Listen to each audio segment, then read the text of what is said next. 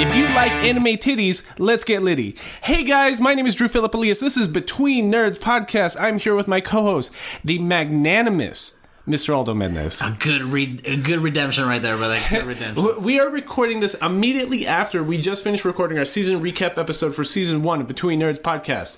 So technically, this episode, even though being recorded afterwards, is coming before. Right? Yes, it's on Sunday. It's our Sunday episode for season 2. It's our third episode, season 2. We are recording this on March the 27th. We just finished recording the season recap for season 1, which will be coming out Wednesday night. This episode, you're probably listening to Monday morning, which is March 1st. Correct. And this is episode 33. I don't know how we did it. I don't know how we got here. We reached the end of our February romance, lovey-dovey, Friendship month, anti-Valentine's Day episodes. And we're here. It's also the end of the month, so we have to tie up some loose ends regarding our giveaway, our philanthropy. Thank you guys for using hashtag Immigrant Nerds. The 3 of you that actually fucking used it. Mm-hmm. And we will be giving about $20 or so to the Las Americas Immigrant Advocacy Center.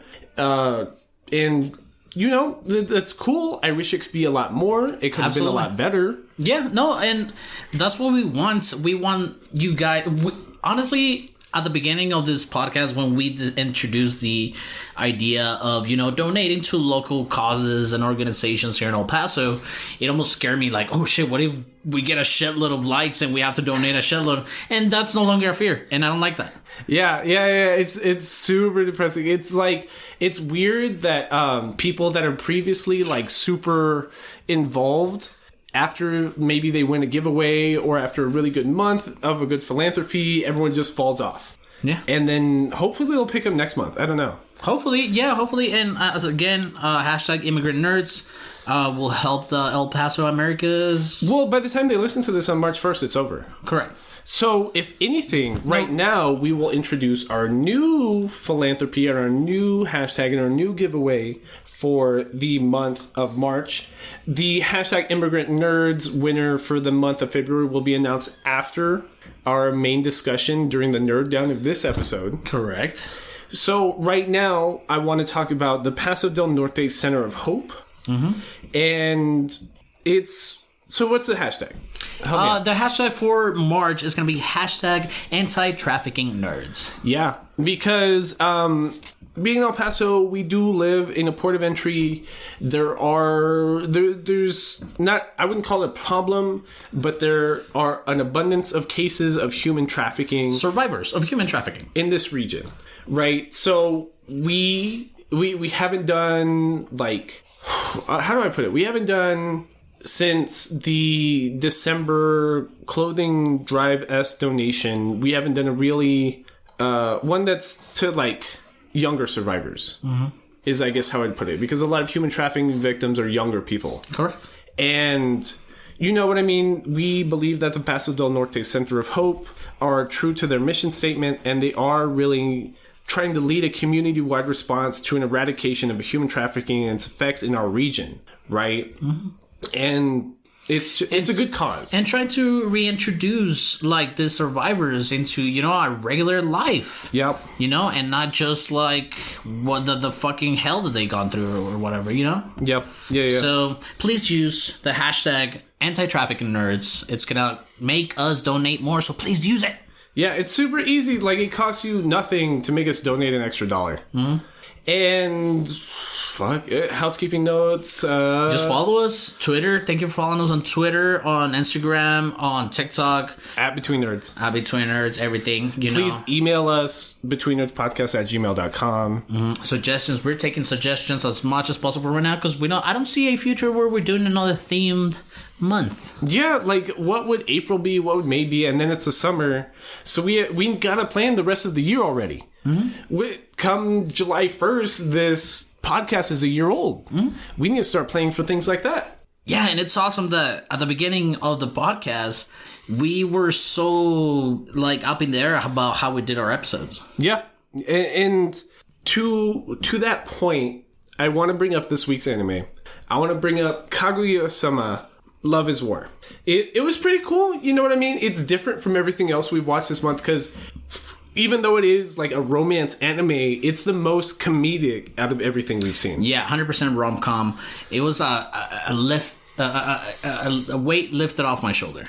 Yeah, it's just, this was the first week you don't gotta cry about something we're watching. Yeah.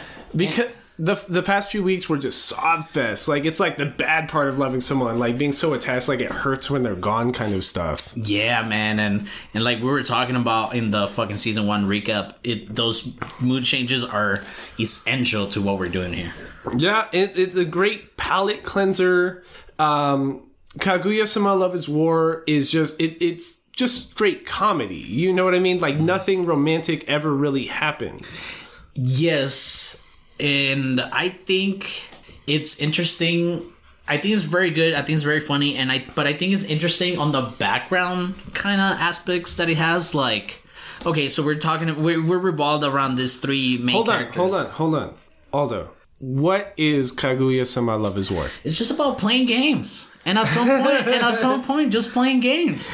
It's just about playing games and falling in love. Yeah, like, like the train of thought a lot of people have when it comes to things like when you get a girl's number, or who's gonna text first, or this and that, or like, it's like love being a competition almost, and almost manipulated. You know what I'm saying? Yeah, but not in the super like toxic way of like mommy manipulation, but like mommy from Rent a Girlfriend, but like infatuation, like almost like a pride thing. Yeah, well, I think you can find that in the title alone, because it's called Kaguya-sama. The main girl is called Kaguya, but Sama is like the most honorable of the honorifics. You know what I mean? Like, you would normally call a girl in high school Chan or something, or if even it's like somebody you barely know, you'd say San. Sama means they're above you. Correct. Like, so it's the way of politeness. Like, when you don't really know someone, I will call you, but it's like extreme politeness. Like, you'd call the president Sama. Like, you wouldn't call some high school chick Sama. That it's just it's playing on games, but it's nobody can do a confession of love because this girl is so much higher politically than everybody else. And even in the intro, by the way, the intro was one of my favorite things, like, for season 1. Yeah, for season 1, the James Bond kind of intro, where it's like just weird fucking, it's like Adele's fucking Skyfall song. Yeah, exactly. And it was great. And even in the intro of every episode in season 1, it tells you, people tell you that love is this thing, this awesome thing, but no, it's not. It's a battlefield, blah, blah, blah, blah, blah. Like, you have to trick the other person into falling in love with you more, because someone always ends up losing. Like, that's the logic behind the opening of this season, of this first season.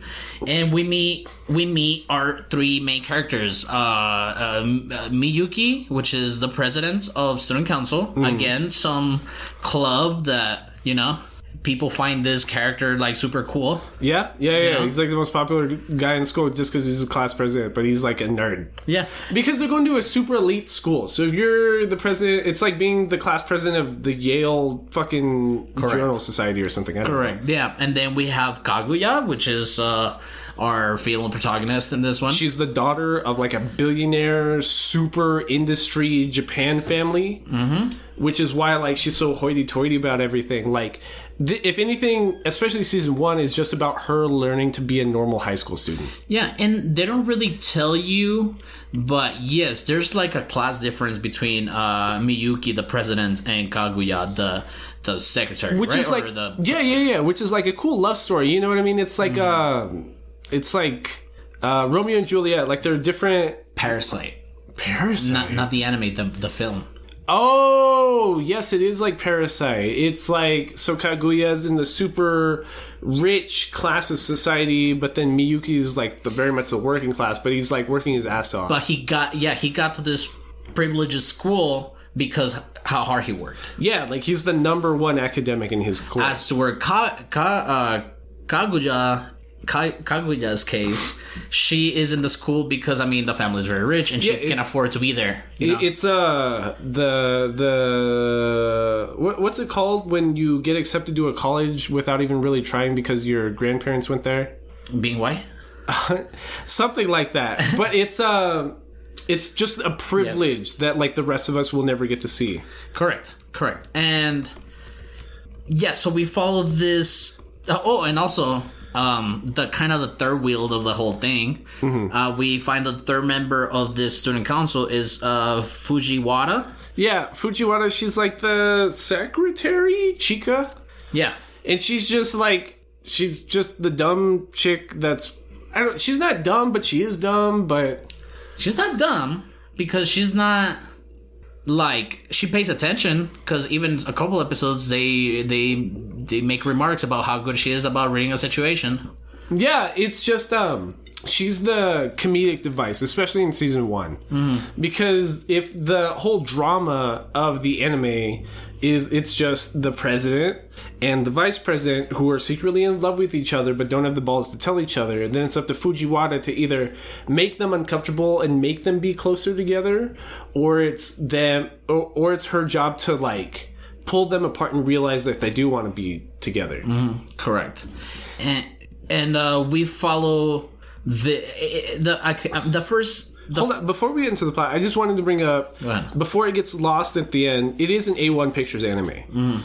Everything we've seen produced by A1 Pictures is like a fucking banger. Like, close to a classic as possible. We got an A1. Yeah. We've seen. Literally nothing we've seen from A1 Pictures is bad. Like, we've seen Your Lie in April.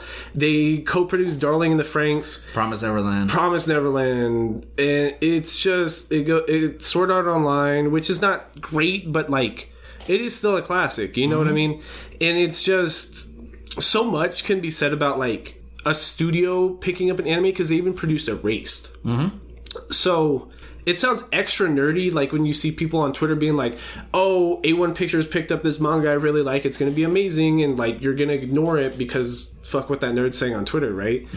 But you see the name A1 Pictures. If you're a casual anime viewer, you can just start to infer that it's going to be good. And at least that they're going to put effort into it. Right. You know? And they pick up good source material. Yeah, they definitely do. And so where I was going is that the first episode tells you that this girl has a crush on this guy, and this guy has a crush on this girl, which is Kaguya and Miyuki, but they don't want to confess their love to each other because for some reason someone's gonna lose at the end.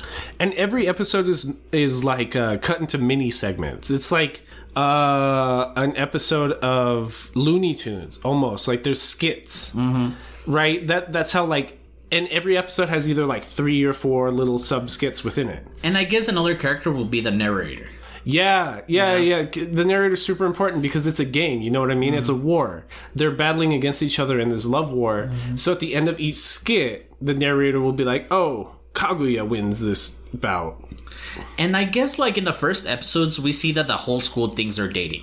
When they're not dating. And they're like, oh my god, that's like a perfect couple. The super rich smart girl and the extremely smart like class academic president. Successful president of the student council. They have to be dating. They look so good together. Yeah. But they're not. They're just super awkward around each other. And it's just like the episode 1 just sets the plot to all of it, especially the first segment. I want to make you invite me to a movie, because Kaguya, being rich and like having all these opportunities to herself, like puts movie tickets underneath the table so that Fujiwara Chika will find them, be like, hey guys, I found these movie tickets, and Kaguya's big plan is she's going to get the president to invite her to the movies, but he loses the battle of the love war because he invited her, and that brings shame to himself, and now she's doming over him because she got invited. Correct. So instead of like the girl making the first move, it was the guy making the first move. Right. Kind of thing. But it doesn't end up working out like that because they're so stubborn and Fujiwara's so lost that they don't even end up going to the movie. And that's every skit. Is there's some misconception towards some plan that Kaguya has probably made against like this guy's love life. Yeah. And what else? Like I said, it's hard to kind of remember and pay attention because there's so many of the skits in every episode. There's like maybe 2, but there's so sequential. Like they're just so. Well, it's like it reminds me of the writing in the sitcom How I Met Your Mother, which like it gets. Whenever I talk about How I Met Your Mother being my favorite sitcom, I get shit because it's one of those that has like a laugh track.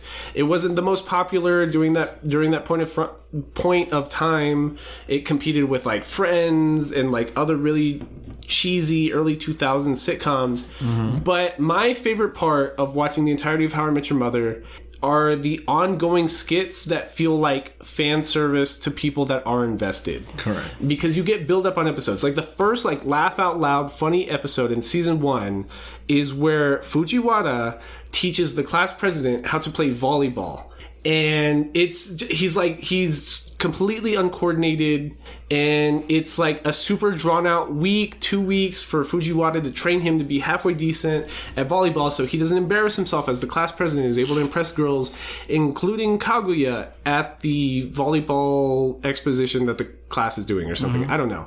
But it makes me laugh because the end of the episode is her sobbing when he hits a spike and Kaguya looking at Fujiwara being like, yo, what's wrong with you? She's like, I raised that boy. Which is a meme. It's a meme. It's a meme. But see, they take that funniest episode in episode 1 and they turn it into 2 more episodes in season 2. Mm-hmm. And that's how it feels watching How I Met Your Mother. They will take the funniest skits and the funniest like plot lines and keep bringing it up so you as an audience feel like you feel rewarded for being invested in previous episodes. And then I also feel, see, like the way you talk about like How I Met Your Mother and the way you're talking about Love is War, that same investment payout that you get, I find it all the time in It's Always Sunny in Philadelphia. Okay, I have heard you say that. You know what I'm saying? I just can't get into it. It's because don't get me wrong, like you watch first season, second season, and you're like, what in the hell is going on? But then the third season, they start giving you a little bit payout of what's been going on throughout the series. It's Sunny in Philadelphia. It's Always Sunny in Philadelphia. I think it's just, for me, is it too wanna be raunchy for you? It's too non-structured. It's not, yeah. It gives me anxiety that it's not structured. See, but that's the thing. In the most outlandish fucking episode that is not structured at all, they'll give you payout from the episodes that you've seen before. I think it's good for like a cinema nerd, you know what I mean? Because you can learn a lot about how like a scene is constructed if you break down an It's Always Sunny in Philadelphia episode, because it's so non-scripted and it's not blocked. But everyone is such a good improviser that like you can't even tell. And they just roll with it. You know what I mean? Everything's off the top, and they'll roll with it on the entire episode. And I compare that to something like Parks and Recreation. Parks and Recreation is great. I think it's hilarious. Well, I think it's because I love... the satire in the political system? No, but it's that blonde chick. What's her name? Because she writes a lot with Tina Fey. Amy Poehler. Amy Poehler. Yeah, I think she's absolutely hilarious, and she did a lot of the writing, but all those actors did a lot when it comes to like writing and structuring of the scripts. So this morning, Karen was watching Girl Bosses on Twitter. It's just about these 3 women that are robbers and they print fake money or something, and they're caught up with the mob. I don't know. Okay. I don't know the plot, but the chick, like it's that black chick from Parks and Recreation, that super funny chick that does the Treat Yourself. And that's what I was trying to explain to Karen, because like I was like, it's super off the cuff and not scripted, the dialogue, but you can tell that her and Aziz Ansari wrote an episode on Treat Yourself. And it's such a meme that people don't even know where it's from anymore. And that's what I think is like, that's how it feels watching this a little bit. Like every sequence is a meme. Like if somebody were to show you a GIF, you'd be like, oh, that's funny. That's a cat eared episode of season 1 of Kaguya-sama. But you don't remember the rest of that episode. You just remember that one skit, that one scene. Yeah, and it's something you told... Well, I was telling you this earlier, that I thought it was a very good like entry-level anime. Because of how like you don't have to really dissect it and think hard about it, but you do have to pay attention to catch those quick like quips that they have. Well, last week, originally we were supposed to record this last week, right? But we had to switch the weeks around because of your work, and I was almost done last week. But what I remember thinking is that whatever it is, the season 1 dub of Kaguya-sama Love is War is nowhere. It's nowhere to be found. Like, you can find the season 1 sub on, like, Crunchyroll, on Funimation, on Hulu maybe, everywhere. And then season 2 is dubbed in those same locations. You cannot find the season 1 dub anywhere for some reason. And that's what, like, it's so dialogue heavy that it's super, super hard to watch the sub. Which, like, the usual gripe about anime is that you have to watch the sub. It's super hard to watch the sub because there's people talking in the background, there's people talking in the foreground, and then there's pieces of dialogue being written across the screen. Cool. So you, as a sub watcher, are having to follow 4 lines of dialogue, and it's super hard to understand, like, what you're supposed to be reading. And you told me this last week that you thought the season 2 was better than season 1? Well, just because you can find the dub everywhere. Because the dub is... Once you start watching the dub, it's so easy to watch. It does make it easier to watch, but I think the first season was good. I think it was better than the second season, and the only reason why is because what I told you earlier, that because we watched this in like one big gulp. It's almost annoying on the relationship towards the end. Yeah, you know. But anyways, we follow this kids just like. One of the episodes, it's Mr. Miyuki. He gets a new phone, right, and they're trying to see who. Like, he brought it up. Oh, I got a new phone, but he was trying to be slick about it to see if Miss Kaguya would ask for his number. And then, like, another, like I said, it's all playing games, so mind games to play on. It's almost juvenile. Yeah, you know, it's one of those, like. This is why, like, a lot of people don't even like romance anime, because there's never a payoff. You know what I mean?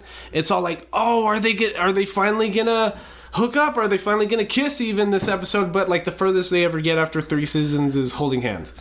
And that's how this feels. This is exactly one of those kinds of anime. It's just like every episode, like, they get an inch closer to each other and still nothing happens. Like, and you know what? I think the payout comes in, like, the building of the relationship, because at first, and I feel like it lost its plot point at a certain point in between the end of season 1 and the beginning of season 2. What? That point of the war, it was that the president was gonna look. The Kaguya was looking to make the president Miyuki look like he's simping over her, and then Miyuki its purpose was to make her look like she was something over him. You know what I'm saying? Right. So it's like almost degrading. It's like, I want you to declare your love for me so everybody can be like, ha, look at her. Well, it's because look at him. There's a scene in episode 1 where Kaguya describes, like, what's happening.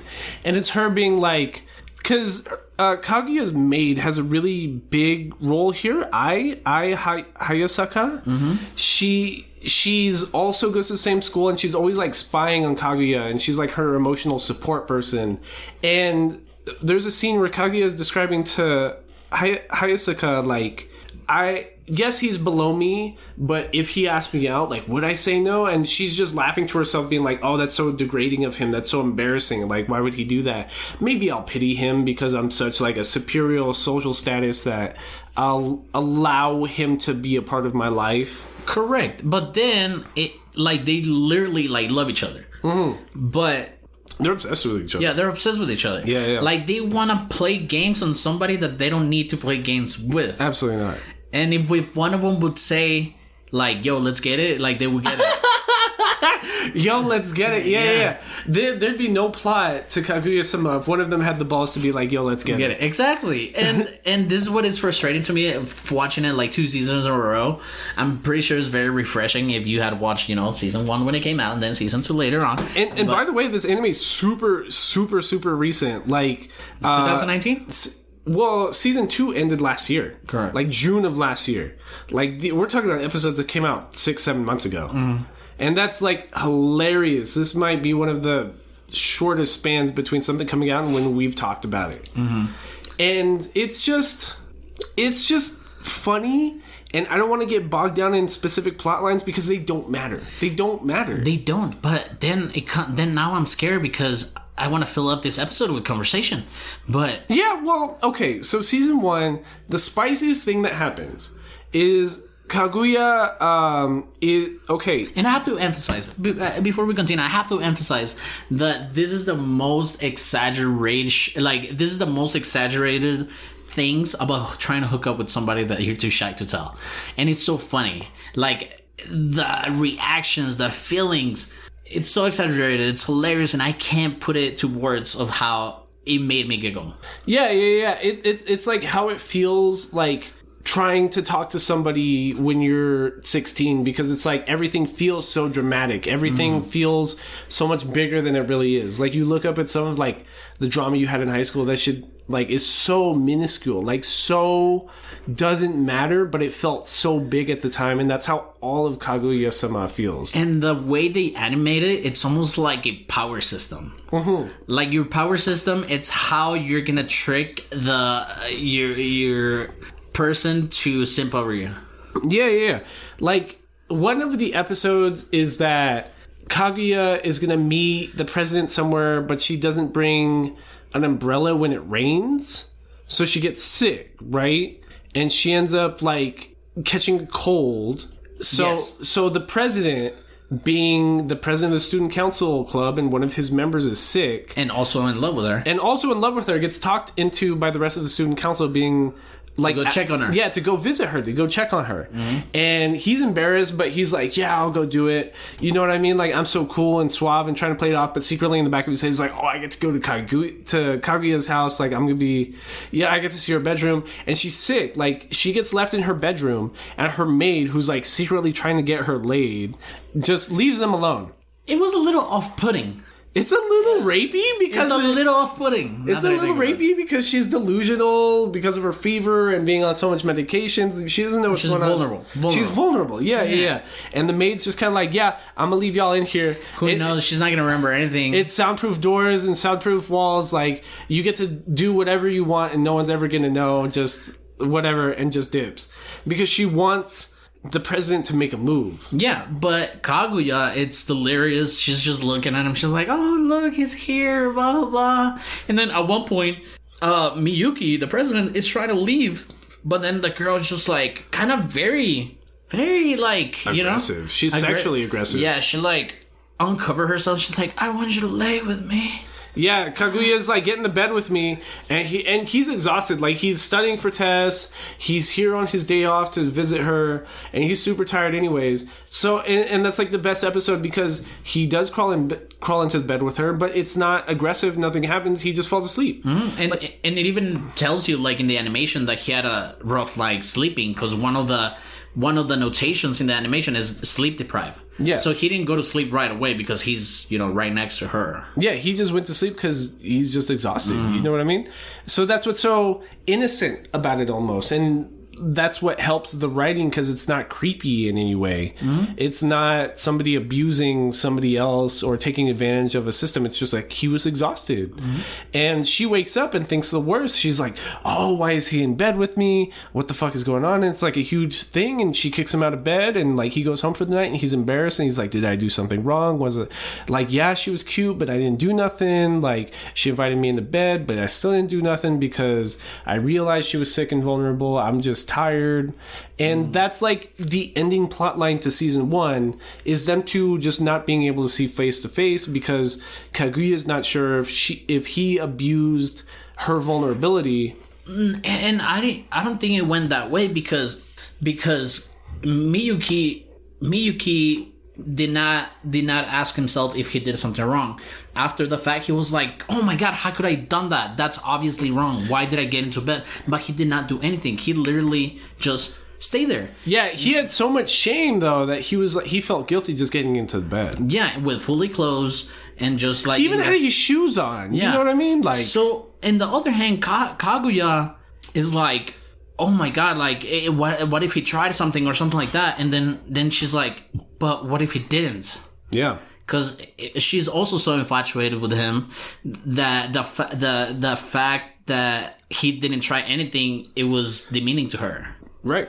And so, like you said, they have a hard time seeing eye to eye because one of them thinks they step over the line and the other one thinks that the other guy did not step over the line. Right. And they come into a resolve and they talk about it. They're like, I swear, like, I'm sorry. They're already basically acting like they're in a relationship. They had an adult conversation together, and they were just like, yo, I'm sorry if I fucked up. I don't feel like I fucked up, but I can understand how you think maybe I crossed the line. And the other person says the exact same thing. And Miyuki tells her, is like, yeah, I did touch you, but I touched your lips. Oh, because she was pursing her lips at him. Like, Yeah. he totally could have snuck a kiss. Yeah. Like, he didn't even feel comfortable stealing a kiss while she was in a state like that. Mm-hmm. That's right. Fuck, I forgot. And in the way, I mean, obviously, nobody likes somebody that assaults somebody like that. You know what I'm saying? So that kind of writing...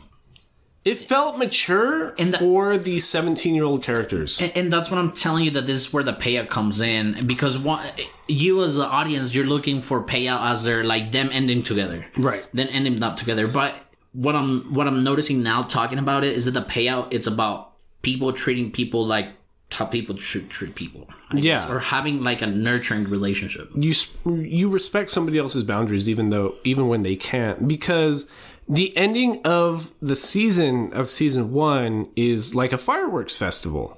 Kaguya is like the daughter of a super prestigious family, and she can't be doing broke people things like going to a popular fireworks festival.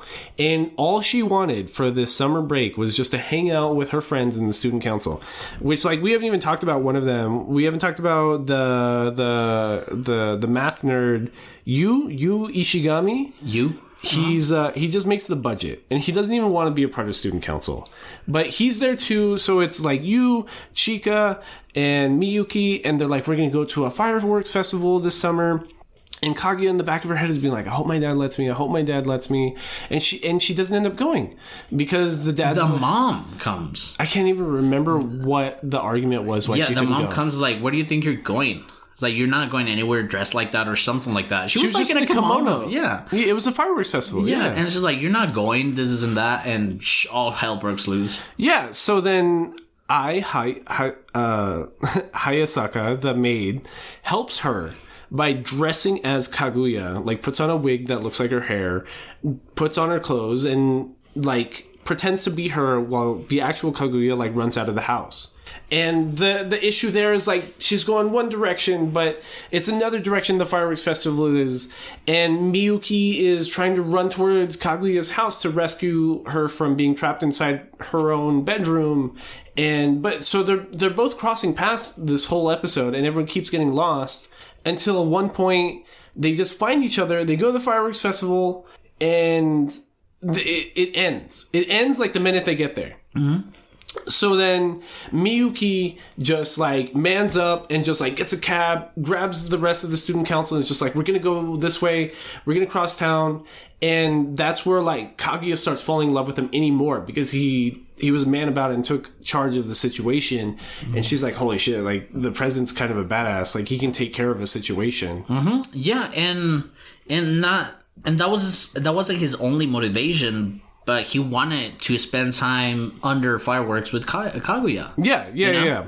And yeah, that's the end of season 1. And honestly, guys, I feel like we are deep cutting it because we're trying to tell you what these kids are going through. But it's hilarious. The entire thing is just dumb, fun, hilarious. Yeah. And it's nice. It's nice. I like it. It's uplifting.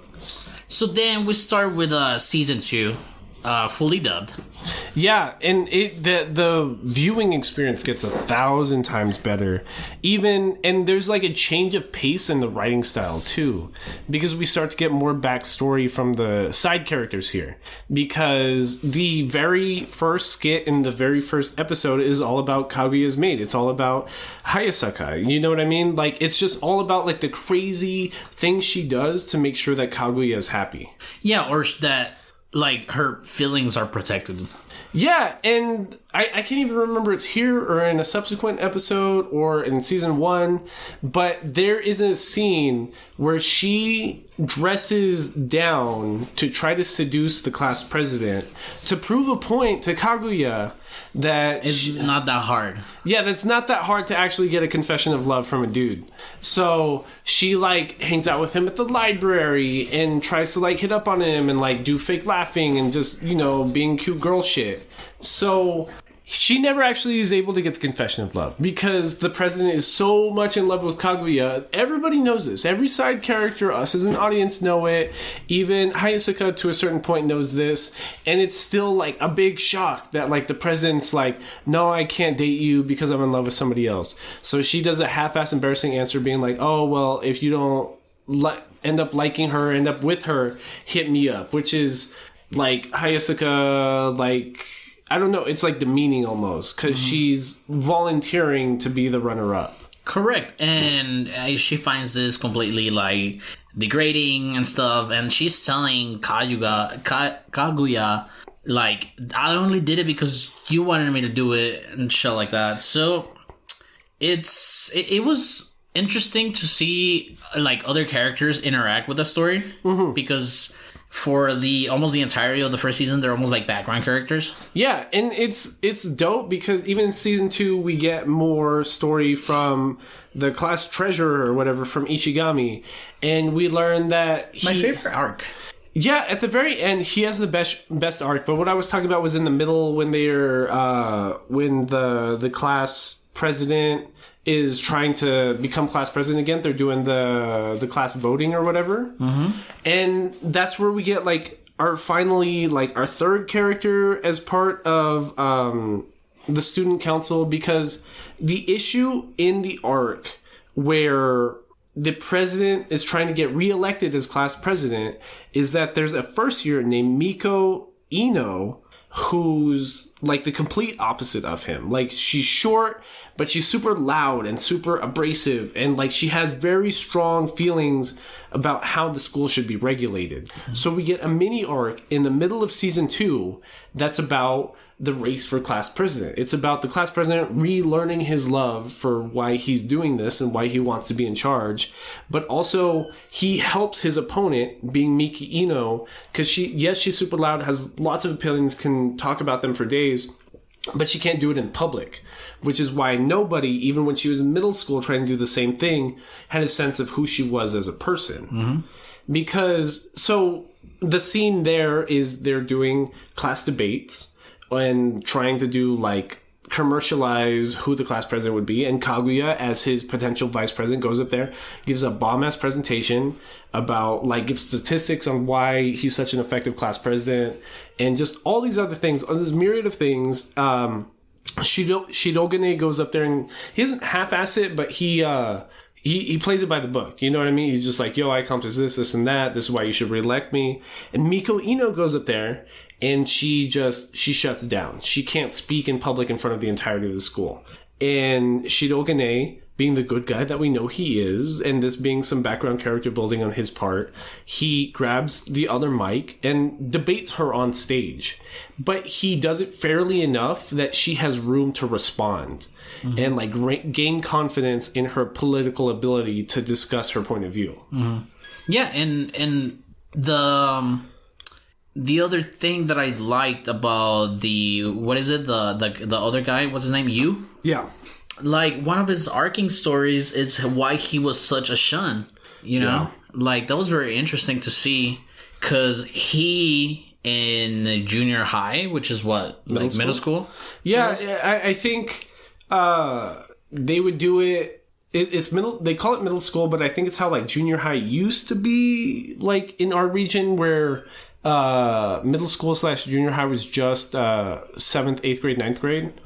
And then elementary is 1 through 6. But now, at least, like, our district of El Paso does it like 1 through 5th, and then 6th through 8th, and then 9th through 12th. Because high school in Japan is still only 10th through 12th, basically. Correct. And it's like that in Mexico too, I believe. And again, I mention it a lot of times. This anime makes me feel jealous of the school system. Yeah, this is literally what I was describing to Karen, like, as I was watching it. I wish our school system made you work for what your high school placement's going to be. Because even in middle school, you need to be worrying about your grades and your placement, because it doesn't matter about what district you're in or where you live. You need a place into the school you want to get into. So you have reason to be studying and trying to pass your standardized tests to a certain point that you can go wherever you want to go. Here, at least in El Paso, I didn't know what it meant to... I didn't know I didn't know how to study until I was like 20 years old. Correct. Which is like my second year of college. Correct. Because I never had to. You know what I mean? Everything was so easy, and you get automatic placements into high school and college, basically. It's not that hard to get into public schools in Texas. Mm-hmm. So it was just... I feel like I was cheated almost. Yeah, and then that's why I feel that we have this trope of making, like, the president of the student council, or like how we saw... There's so much cooler in Japan because like it actually means something to be president of student council in Japan. Correct, yeah. Like anybody's parents will be happy to have the president of whatever club. Yeah, because you actually have to be like academically available.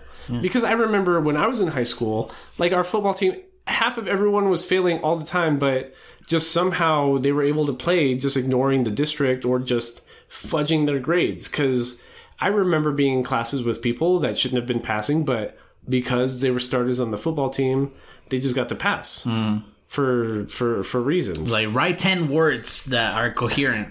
Yeah, and I'll let you pass my class. Correct. And yeah, and I feel like... And that's why I like this fucking podcast, bro, because the word nerd, and we know this, it's been trying to be degrading for so long, but it's not. We've co-opted it. Being a nerd is being a nerd for whatever you like, and there's nothing bad about that, you know? Yeah. So that's great. And then, anyways, his use. Yep. Yeah, Yu's arcing is. I think that was my favorite part of season 2. It was that he in junior high he was treated very nicely by this girl, right? Right.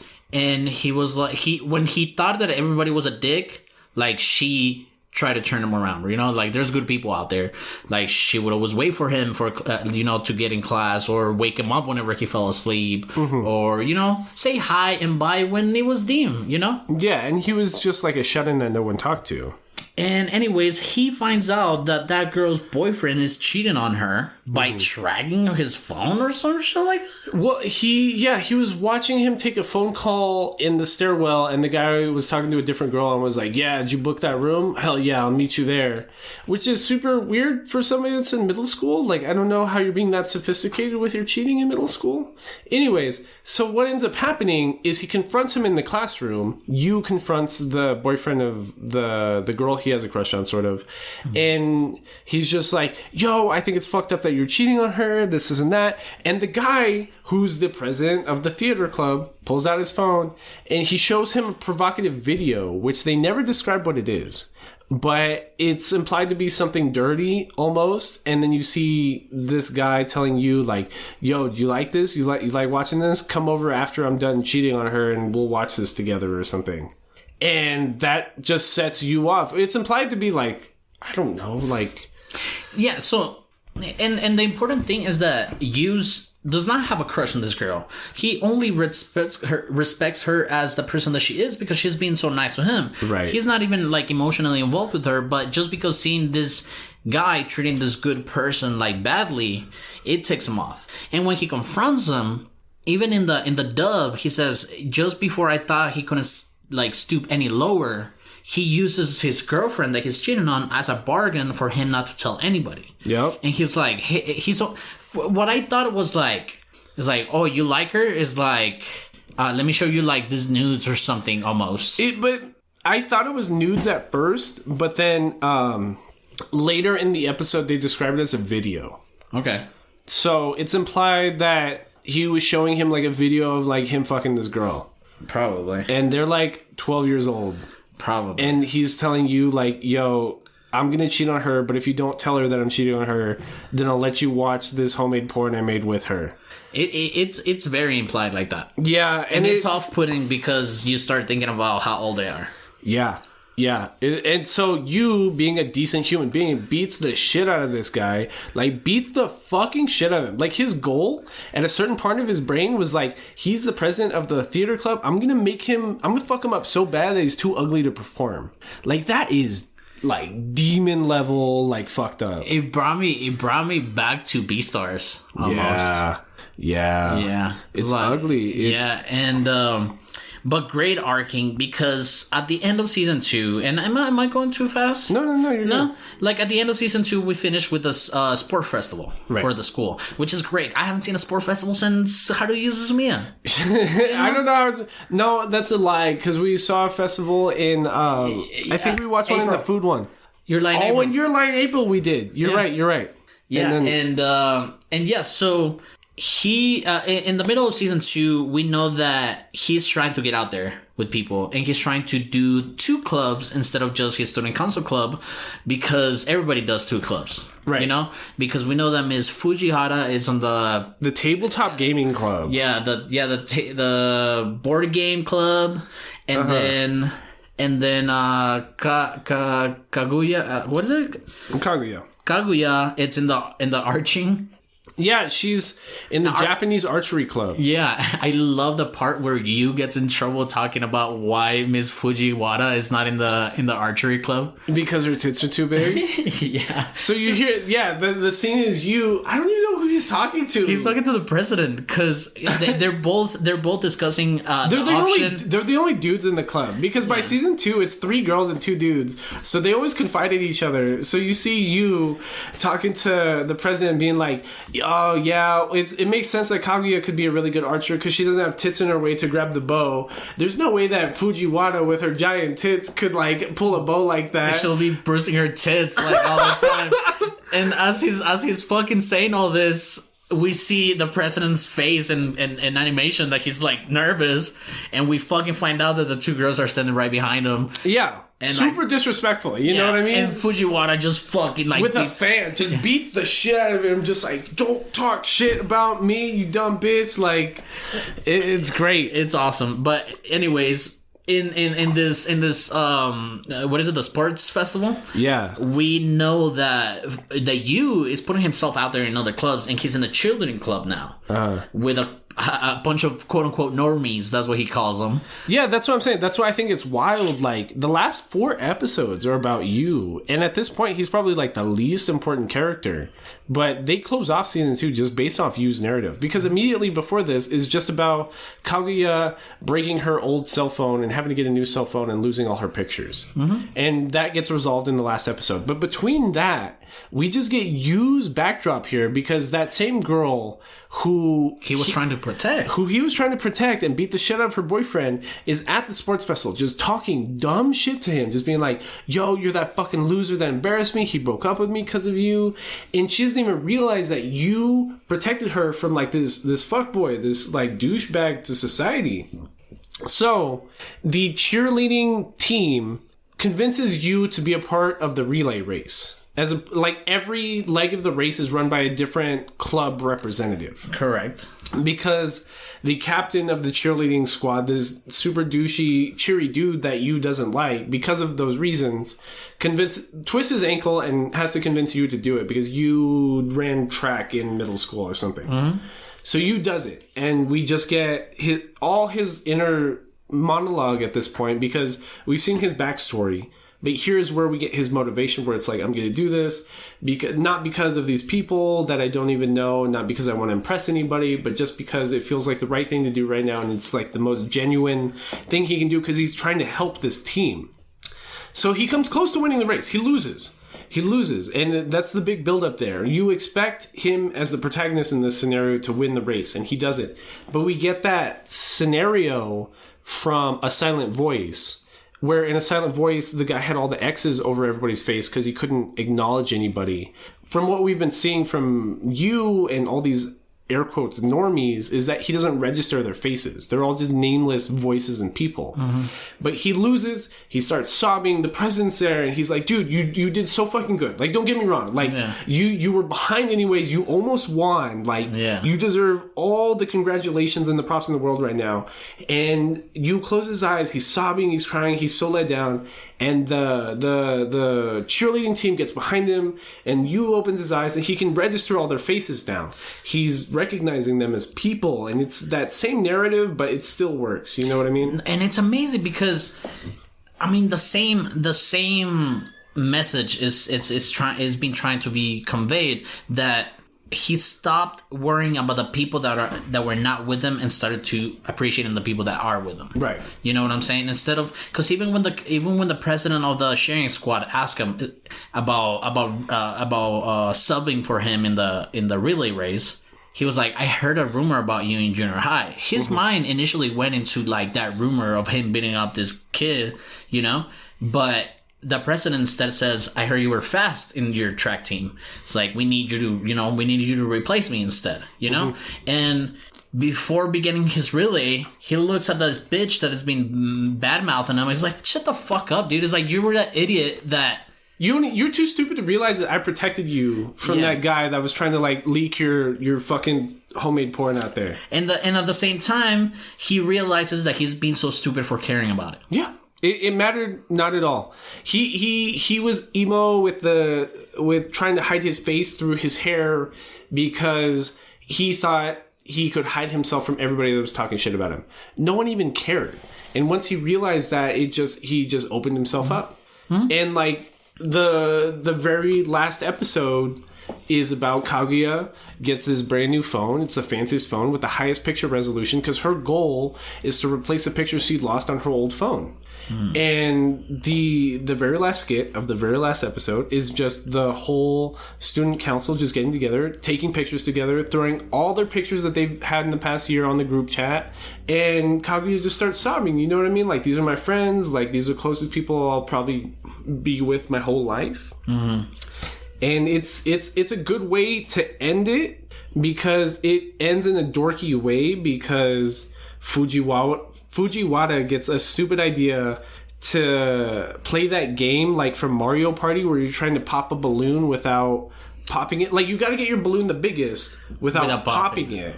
So they play that game and they burst it and the whole school blows up, but that's the joke because obviously that wouldn't happen. Yeah, it's almost like figurative, no, not figuratively, figuratively exploding with the love that this club has for each other. Yes. Yeah. You know what I'm saying? Yeah. It's a great ending. You know what I mean? Like, I would ask anybody to watch Kaguya-sama Love is War just for season 2, if anything. Like, season 1's so hard to watch because of how we watched it, but season 2, the payoff is it's just good feels the whole way through. It's just 12 episodes of good feels, season 2, and it's okay. Like, you'll be all right sitting through season 1 if you can make it through season 2. And honestly, I mean, we're pointing out like our favorite parts of this anime, but the anime is so much more, but yet again, so much less. There's like it's so many skits that don't matter. It's so many, but they're so funny. Yeah, absolutely. Because probably one of the funniest scenes in season 2 is the president is a bad singer, but during the morning assembly, he mouths the words to the song so that he doesn't disturb anybody and they don't know he's a bad singer. But while he's running for president, Fujiwara notices that, and she's like a piano prodigy, like she's really good at music, and she tries to train him. And it's hilarious because he doesn't realize how bad he is until Fujiwara's like, no, dude, like, you really suck. And it's just her being tortured for a week while trying to train him to be better. There's also the skit with the panties.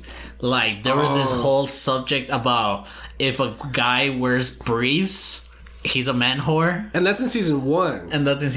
Like, yeah, but I'm telling you, like, all these skits are so funny. We'll finish that skit. That skit's hilarious. And anyways, you is talking about, what if I wear briefs? Is like, no. The girls are saying that guys should wear briefs, but then you has this argument that's like, no, well, I like my tidy whities because my tidy whities have good support or whatever. Yeah, the girls are saying that you should wear boxer briefs because you're not a slut or something. Something like that. But then you, such a nerd, he's wearing tidy whities and he's like, so what? I like the support. So then Kaguya goes up to the president and she's trying to figure out if he's a man whore. Yes, but I mean, Kaguya is very innocent. Yeah, we know from the season 1 that she thought doing it was kissing, right? You know, and then she's like, "Oh, I done it with my little nephew, with my baby nephew." It's because she's such a sheltered, like, rich kid that her family doesn't want her knowing those things. Correct. That they've like they've hurt her growth almost. Oh, and okay. Anyways, and then, anyways, in her head, she's like, "Ooh, like I need to know what kind of underwear." They say panties in the anime because it's panties. The word panties is more, head turning than underwear. Uh-huh. But she asks, she was like, "Oh, how should I ask him without to the president?" Yeah, to the president. How could I ask him without being promiscuous about it? You know what I'm saying? And she's like, "President, what kind of panties do you like?" And he thinks that she's asking what panties he would want to see on her. And in his inner dialogue, he's like, "Oh, well, the simpler the better, but I like the lazy black ones." And this and that. And then out of nowhere, it clicks on him. He's like, wait. Like, did she ask me what kind of panties do I like so she can wear the panties that I want her to wear? And he starts getting like, nosebleedy almost. Yeah, because like he just really wants to see her in lacy black underwear. And that's just what sets it off, because now she's trying to imagine the president in lacy black underwear, and she's like, what does that mean? Is that boxers? Is that tighty whities? Like, how is that related? And then at the same time, she's like, holy shit, did I just ask him this question? And maybe he thinks I'm asking him about what kind of panties I'm gonna wear for him. And then in his head, he's like, oh shit, I should say something like, almost like grandma panty-ish. And I don't know, it's just so hilarious. And also the fucking other skit that made me fucking laugh is the Chin Chin fucking episode. So Chin Chin is like wiener, but like it's penis in a playful way. So Chin Chin Nami Nami means suck my dick in a playful way. You know what but in Japanese, it's like how you say, like wiener could be a hot dog, an actual dog like a wiener dog, or it could be like a dick. Yeah. And it's hilarious because her being so innocent every time like Fujiwara realizes that. Kaguya-sama, right? Fujiwara's trying to make Kaguya laugh. Yeah, and she's like, Chin Chin, Chin Chin, Chin Chin, like the entire episode. It's so funny to hear like in Japanese because I know what Chin Chin means. Right, yeah. So, but it's also funny because people keep walking into the room. So the president tries walking into the room and you just see Fujiwara just yelling Chin Chin, Chin Chin at Kaguya. So he just thinks she's saying wiener, wiener, wiener, and Kaguya's just like dying of laughter. So the president comes in and she's like, Fujiwara is like, ooh, I'm gonna get the president to say it, and so she can fucking laugh. But then Kaguya's problem is that, oh, what if the president sees me laugh at this like juvenile word and thinks I'm immature? Mm-hmm. So Fujiwara is like, hey, what do you call that? The American food with the buns and stuff, and then with the pork and the bun. Yeah, and he's about to say. He's about to say the word, but then Kaguya uses like her entire brain to be like, "Oh, that's a hot dog." In America, they call it hot dog in America. Yeah, like she says it in American English. Like she says hot dog, and then it's like, Fujiwara's like, ugh. He's like, okay, so what's that German dish that is it's so popular? And then Kaguya is like, wurst. They call it bratwurst. They're German sausages, blah blah blah, this and that. It's so funny. It's a hilarious anime.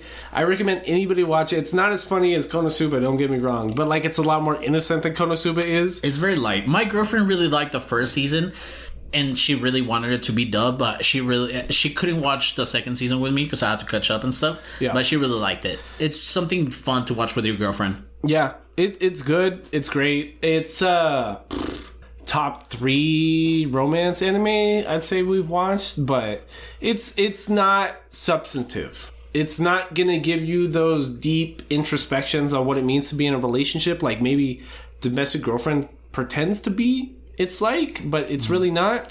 I feel like we gave it the substance that it wanted to convey. Right. You know what I'm saying? Like, you really have to think about it like an episode of Looney Tunes or like old Cartoon Network shows that have multiple parts in one episode, because it's just whole sub episodes within episodes. Mm-hmm. But yeah, I don't know if season 3 is on the works. I think it is in production, but we have no idea when it's coming out because like season 2 just finished airing. Mm-hmm. But it's good. It's good. I think maybe we should start talking about other things that happened this week, because I think WandaVision got really good this week. So, Nerd down? Yeah, nerd down. Nerd down. Nerd Down. Welcome to the Nerd Down Nerds, and that was episode 33 on Love is War. Kaguya Love is War. Very fun anime.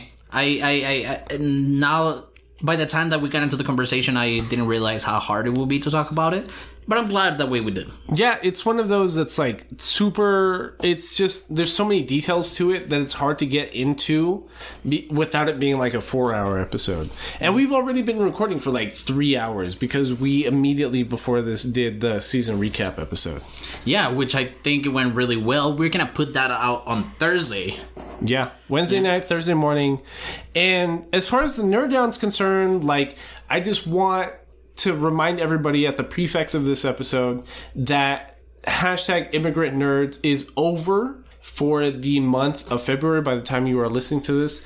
Shout out to Miss Rachel Eves. I think that's her name on Instagram, right? Yeah, something like that.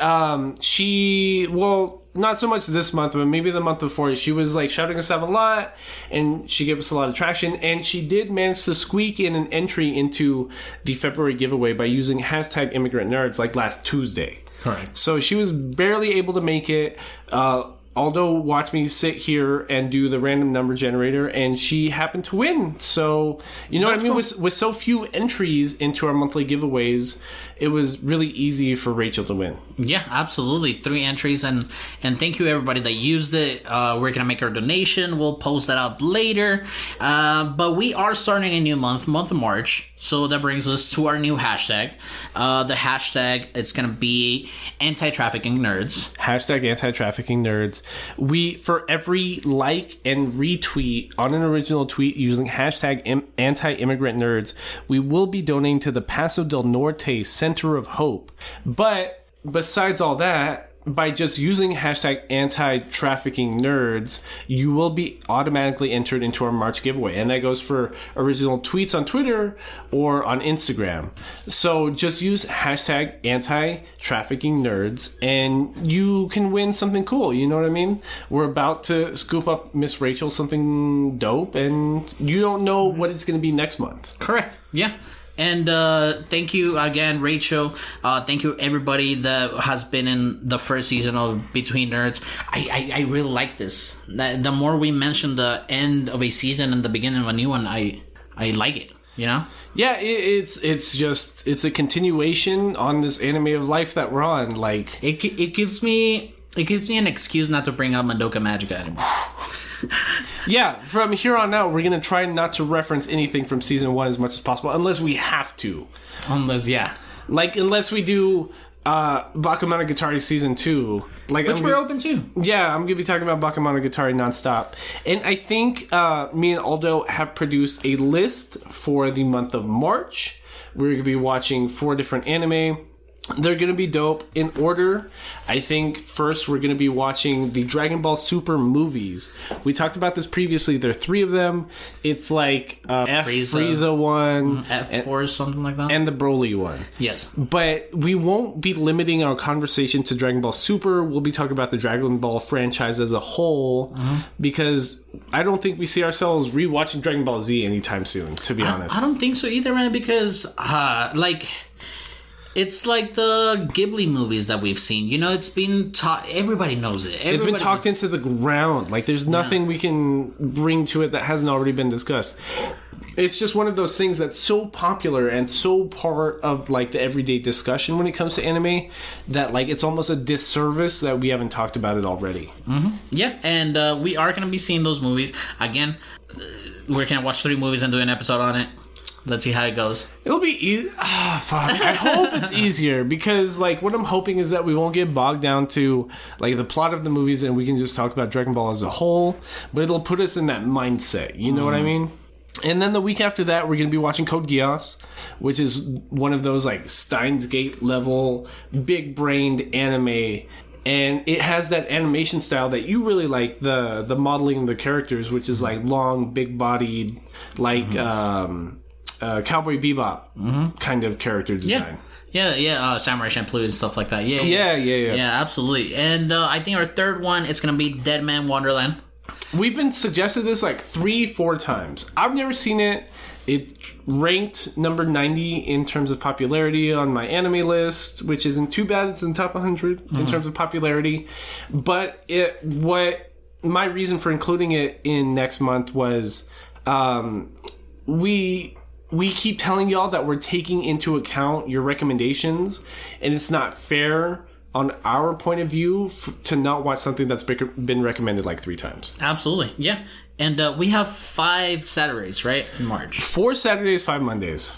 Oh, okay. Because technically this episode is coming out on a Monday, so we're getting 5 weeks worth of streaming almost, but we're still only producing 4 episodes. If we're counting this episode as being recorded in February. Okay, so then the 4th one in March will be Kobayashi's Dragon Maid. Kobayashi's Dragon Maid was recommended to us back in like October by J. Alejandro Garcia, who is the person that won our September giveaway and got the tin from Grave of the Fireflies. I had reached out to Jay recently to Drake as well. To Drake as well. Drake said no, but Jay said that he'd be open to having a conversation with us, because the thing about the month of March is we need to start planning for Mr. Aldo Mendez's paternity leave, because Aldo and Vianney are having a kid, so we have to start playing by ear our recording dates, and you know what I mean? We just have to be open as a podcast on how things are going to happen. Mm-hmm. Yeah, and hopefully the schedule doesn't get too thrown out of whack. Mm-hmm. But I mean,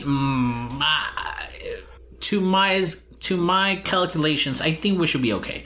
Maybe a couple of reschedules here and there within the next 3 months, but see, those are perfectly reasonable. Like, no matter what happens, like, no one's gonna be like, oh, well, like, fuck you, Aldo, for having a baby. Yeah. No one would say that. Yeah. And that's why I think it'll be a good month. And then by April, we can turn polls back up. You know what I mean? Because that's about everything that we've been recommended.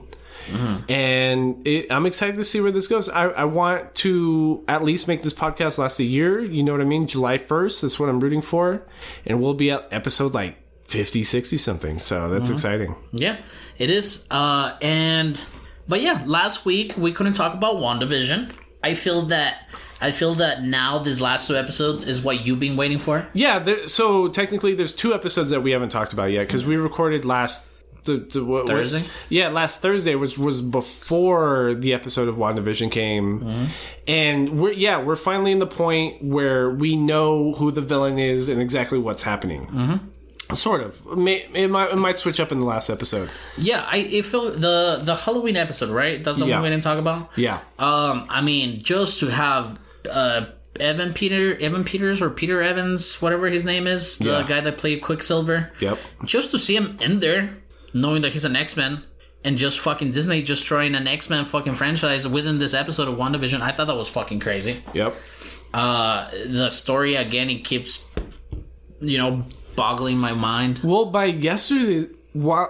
yesterday's episode, what's crazy is that now we have 2 visions in this universe. Like, we have the White Vision, which is like the shell of the Vision we know when he had the Mind Stone. And we have the Vision that was entirely created by Wanda, because she's the Scarlet Witch and can make matter out of nothing. Correct. And it's going to be, like, that's going to be one of the final fights next episode. This is going to be, like, White Vision against now fake Vision. And it's just, it's going to be wild. I don't know. I hope, what we probably know is that the fake Vision is going to somehow take over White Vision's body, right? Who the fuck knows, bro? Honestly, I have no idea what the fuck's going on. I can tell you one thing is that this is probably one of the best, like, Marvel shows there's been. Because there's been, like, Daredevil, and I really like Daredevil, but we know that was a Netflix franchise. Jessica Jones was my second favorite of that Netflix franchise. Luke Cage, also good.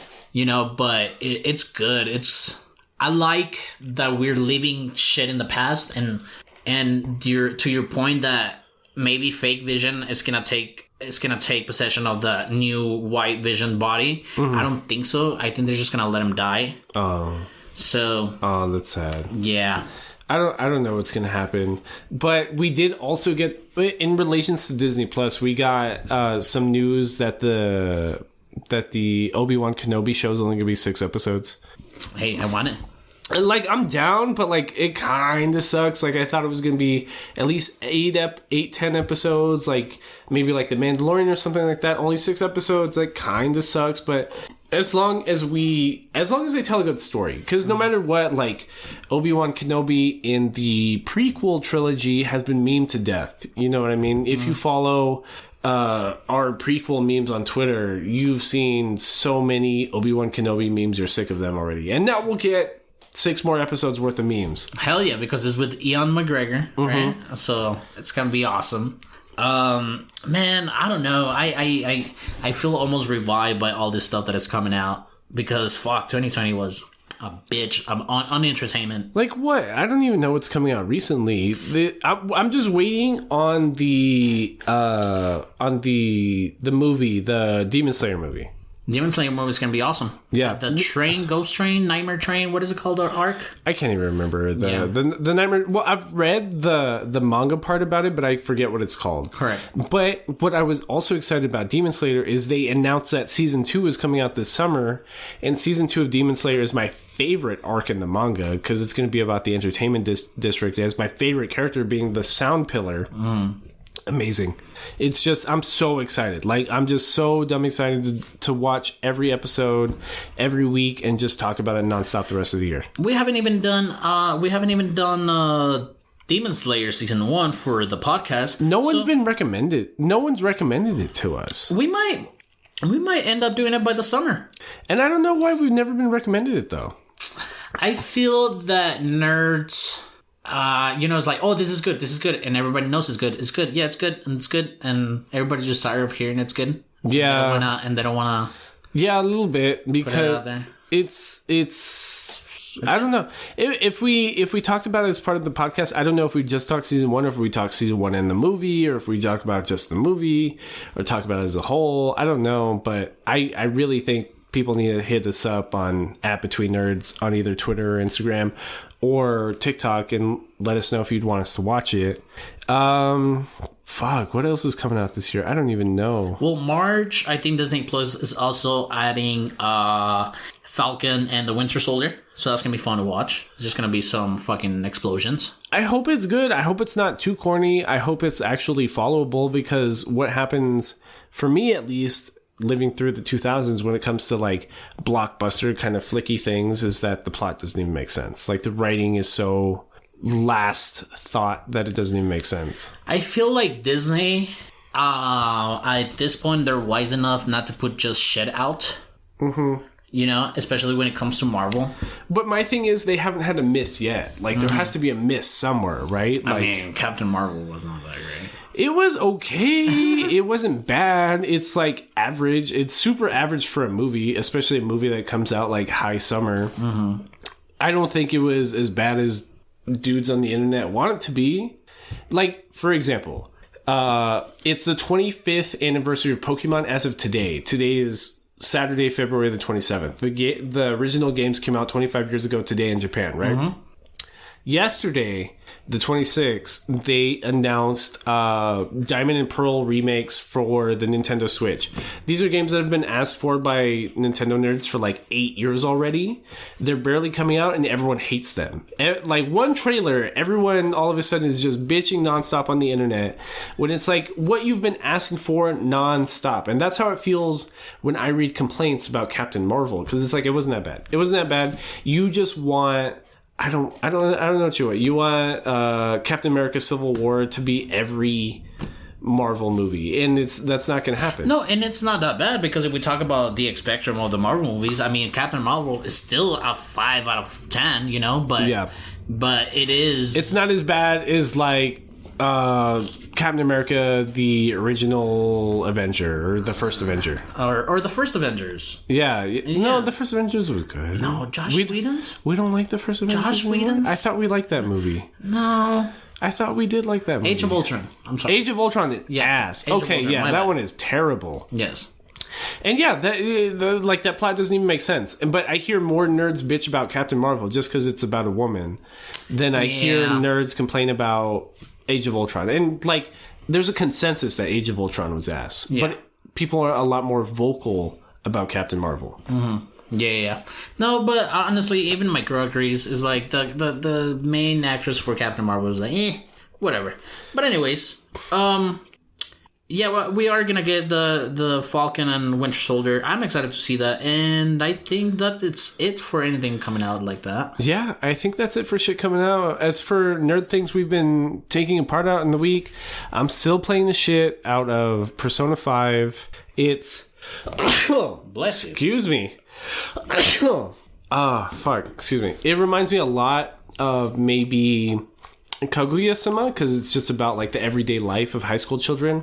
And sometimes you'll ask me to play like Warzone or something, but I'm like, but I'm playing Persona 5. And it like, I feel bad, but at the same time, it's like, I'm like addicted to Persona 5 until I finish it, and I don't know why. It's fine. I don't care. Especially with my puppy. Like, you asked to hang out last night, and I'm still dog sitting all the time. Oh, it makes sense, dude. Me and V had an easy time with Seymour because we got him right before quarantine started, so nobody was going out. Yeah, not even us. Not even we weren't even getting together. You know what I'm saying? Yeah. And it's just, I'm scared because today doing us recording this double episode is the longest I've been away from her. And I hope this dog doesn't make a mess of the house. Like, you left it out of the playpen? No. Okay. Well, that's the thing. I told Karen to lock her up, but Karen's running late for work a lot of the time. Oh, no, Karen. Yeah. I hope when I go home, which I'll know by Monday when everyone hears this. The couch is going to be destroyed. She better not. She better not. Destroyed. I'm going to punch this little dog. Anyways, very nice couch that you guys got. I love the color, bro. You still haven't been over it. I know. Hey, V told me she was mad. She was like, how come they don't invite us? I'm like, babe, they don't like us. We got a couch like Monday. You're more than welcome to come over now. But I don't know. What else is there, buddy? Nothing, guys. Thank you, nerds, for joining us on this 33rd episode of Between Nerds. I'm your host, Aldo Mendez. Here, my co-host, Drew Elias. Thank you guys for listening. This has been Between Nerds.